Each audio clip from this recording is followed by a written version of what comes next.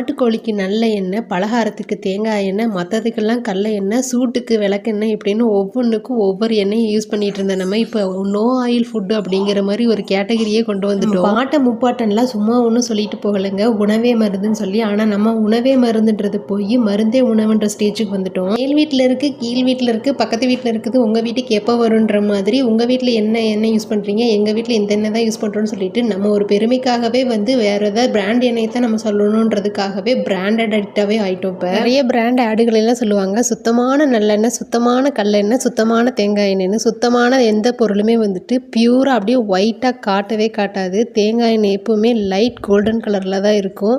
கடல எண்ணெய் அதே மாதிரி நல்லா திக்கு கோல்டன் கலரில் தான் இருக்கும். நல்லெண்ணெய், கல்லெண்ணெய், தேங்காய் எண்ணெய், வேப்பெண்ணெய், விளக்கெண்ணெய், கடுகு எண்ணெய், எள்ளு எண்ணெய்ன்னு சொல்லிட்டு எண்ணெயிலேயே பல வெரைட்டியை பார்த்தவங்கப்பா நம்ம. ஆனால் எண்ணெய் அப்படின்னாலே பிராண்டடாக சன்ஃப்ளவர் ஆயில், கோல்டு வின்னர் ஆயில்னு சொல்லிட்டு இப்படிப்பட்ட ஆயில்களை தான் குழந்தைங்களுக்கே தெரியுது.